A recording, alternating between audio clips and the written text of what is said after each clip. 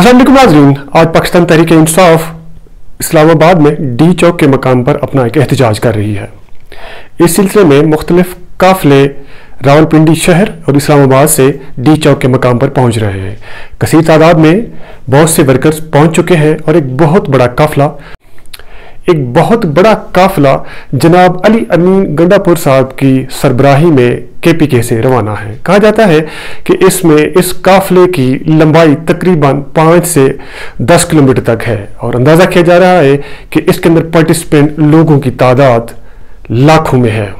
साहब का ये काफिला हजरू के मकाम के करीब इस्लामाबाद से तकरीबन 55 किलोमीटर के फासले पर है। अली अमीन गंडापुर साहब के काफिले के ऊपर रबर बुलेट्स फायर किए गए, कंटेनर लगाए गए थे और आंसू गैस के शेल भी फेंके गए।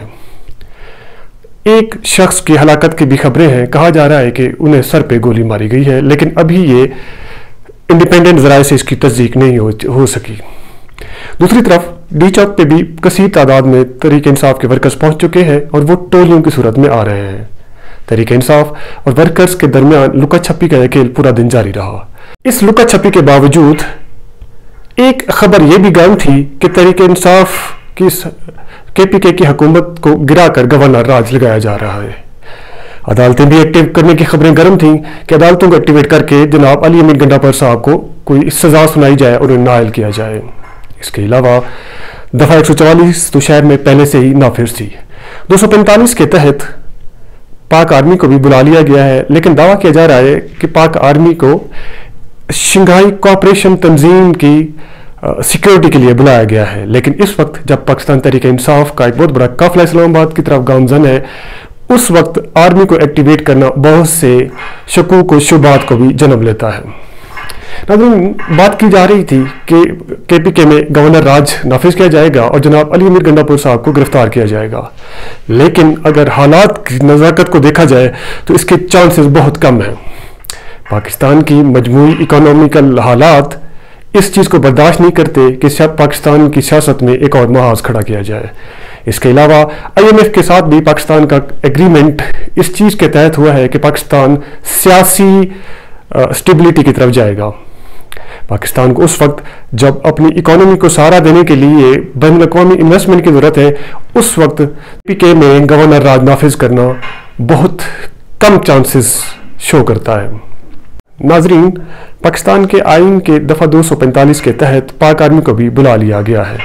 पाक आर्मी के दस्ते इस्लामाबाद में आपको गश्त करते हुए नजर आते हैं, लेकिन क्या पाक आर्मी तहरीक इंसाफ के वर्कर्स के खिलाफ ब्रूटल फोर्स इस्तेमाल करेगी, इसके बारे में अभी कुछ हतमी तौर पर नहीं कहा जा सकता। कुछ लोगों की राय है कि पाक आर्मी का इमेज पहले ही ख़राब है, तो वो अपना मज़ीद इमेज ख़राब नहीं करेगी और पाकिस्तान तहरीक इंसाफ के वर्कर्स के ऊपर मजीद कोई तशद्दुद नहीं करेगी। कुछ लोगों का ये भी कहना है क्योंकि KPK से ही कसीर तादाद में लोग पाकिस्तान तहरीक इंसाफ के एहतजाज में आ रहे हैं, तो KPK में पहले ही आर्मी के खिलाफ कोई अच्छे जज्बात नहीं पाए जाते। इसको देखते हुए पाक आर्मी पाकिस्तान तहरीक इंसाफ के वर्कर्स के ऊपर कोई ब्रूटल फोर्स इस्तेमाल नहीं करेगी। इनकी कोशिश है कि इस धरने को बाखूबी और एहसन तरीके से ख़त्म किया जा सके, लेकिन हालात उक्रेन ये बता रहे हैं कि इसके ख़त्म होने के चांसेस बहुत कम हैं। पाकिस्तान तहरीक इंसाफ इससे कबल मुख्तलिफ शहरों में जलसे जुलूसों और एहतजाज का प्लान कर रही थी, जिसका मकसद तहरीक इंसाफ के वर्कर्स को जगाना, उनके अंदर नई जज्बाती रूह फूंकना था। लेकिन हालिया सुप्रीम कोर्ट के फैसले के बाद, जिसके तहत कोई भी रकन पार्लियामेंट अपनी पार्टी पॉलिसी के बरक्स किसी भी पार्टी को वोट दे सकता है, उसके बाद से इस तहरीक के अंदर एक नई रूह फूंकी गई है। 63A की ये अमेंडमेंट पाकिस्तान तहरीक इंसाफ ने अपने लिए एक बहुत बड़ा सर्वाइवल का ख़तरा करार दिया है, जिसकी वजह से तहरीक इंसाफ की मूवमेंट में एक जान आई है और उसका मोमेंटम बढ़ा है। पाकिस्तान तहरीक इंसाफ जो 4 तारीख को आज इस्लामाबाद में डी चौक के मकाम के ऊपर एक एहतजाज कर रही है, तो अगले ही दिन 5 तारीख को लाहौर में एक मीनार पाकिस्तान के ऊपर एहतजाज की कॉल भी है। लोग इस चीज़ को स्केप्टिकल निगाहों से देख रहे हैं कि आखिर 4 तारीख के फौरन बाद 5 तारीख को ही क्यों लाहौर में احتجاج کی کال ہے۔ مختلف رائے دی جا رہی ہے۔ کچھ لوگوں کا کہنا ہے کہ پاکستان تحریک انصاف کے لیڈر عمران خان کے مائنڈ میں کہیں یہ بات چل رہی تھی کہ اسلام آباد میں ہونے والا احتجاج شاید پرسکون اور پرامن نہ ہو، کی وجہ سے احتجاج پورے ملک میں بڑھانا پڑے، اور اس سے قبل پاکستان تحریک انصاف بہاولپور، فیصل آباد، میاوالی جیسے شہروں میں بھی اپنا احتجاج ریکارڈ کرا چکی ہے۔ ناظرین، اسلام آباد سے لاہور کا فاصلہ 250 کلومیٹر کا ہے، اور یہ بھی دعویٰ کیا جا رہا ہے تحریک انصاف کا 5 تاریخ کا یہ احتجاج شاید ملک کے اندر مجموعی طور پر پیا جام ہڑتال کی طرف جانے کا ایک اہم قدم ہو سکتا ہے۔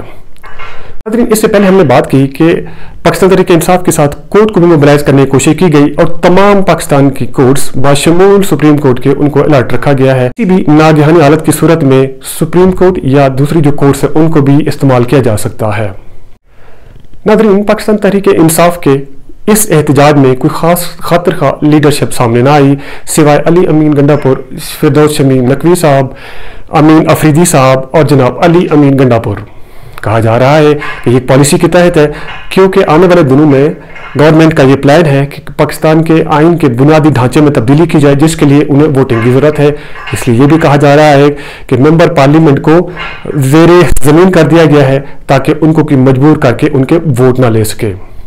کچھ لوگوں کی یہ بھی رائے ہے کہ گرفتاریوں کی صورت میں جو بقیہ لیڈرشپ ہے ان کو بیک اپ پہ رکھا گیا ہے، کہ اگر فرسٹ ٹیئر کی لیڈرشپ گرفتار ہوتی ہے تو سیکنڈ ٹیئر کی لیڈرشپ لیڈ کرنے کے لیے آ جائے گی۔ تیسری ایک یہ بھی رائے دی جا رہی ہے کہ جو ہڈن لیڈرشپ ہے اس کو کہا گیا ہے کہ کسی بھی وقت اگر پورے ملک کو بلاک کرنے کی کال دی جاتی ہے تو وہ اس کے اوپر بھی الرٹ رہے۔ چوتھی ایک رائے یہ بھی پائی جاتی ہے کہ شاید ایک رائے یہ بھی پائی جاتی ہے کہ اگر یہ کنفرنٹیشن بڑھتی ہے، کوئی پرتشدد واقعات ہوتے ہیں، تو عوام کو پاکستان کے باقی حصوں میں موبلائز کرنے کے لیے باقی لیڈرشپ کو یہ بھی ٹاسک دیا گیا ہے۔ ناظرین، آج پورے دن میں کچھ باتیں پاکستان تحریک انصاف اور اپوزیشن جماعتوں کے درمیان مذاکرات کی بھی چلتی رہی کہ گورنمنٹ کی طرف سے عمران خان کو گولڈن شیک آفر کی گئی، لیکن عمران خان نے مذاکرات کرنے سے صاف انکار کر دیا۔ ناظرین، اس پورے سینیریو میں عمران خان صاحب سے مذاکرات کی کوشش بھی کی گئی، لیکن عمران خان نے انکار کیا۔ اس کے علاوہ ایکٹنگ چیئرمین جناب گوہر علی خان، جناب سلمان اکرم راجہ صاحب، شیخ وقاص اکرم صاحب کی طرف سے بھی یہ بیان سامنے آیا ہے کہ اگر مذاکرات کرنے ہیں تو عمران خان صاحب سے کریں۔ علی امیر گنڈا پور صاحب کو یہ بھی دعویٰ ہے کہ مذاکرات کی اگر بات کرنی ہے تو اس کا فیصلہ بھی عمران خان صاحب کریں گے۔ علی امیر گنڈا پور صاحب کی طرف سے یہ بھی دعویٰ سامنے آیا ہے کہ 72 گھنٹے کے اندر عمران خان صاحب کو رہا کر دیا جائے گا۔ تاہم مذاکرات کی جو چہمگوئیں چل رہی اس میں یہ ہے کہ گورنمنٹ اس بات پہ قائل ہو گئی تھی کہ آنے والے دنوں میں جو آئین کے بنیادی ڈھانچے میں تبدیلی کی جا رہی ہے وہ روک دی جائے گی، عمران خان صاحب کو ریلیز کر دیا جائے گا اگر وہ 1 سال کے لیے خاموشی اختیار کرتے ہیں۔ تاہم خبروں میں یہ بھی ہے کہ عمران خان صاحب نے ان سب باتوں کو ماننے سے انکار کر دیا ہے۔ حالات کیا رخ بدلتے ہیں یہ آنے والے چند لمحوں میں واضح ہو جائے گا۔ اپنا خیال رکھیے گا۔ اللہ حافظ۔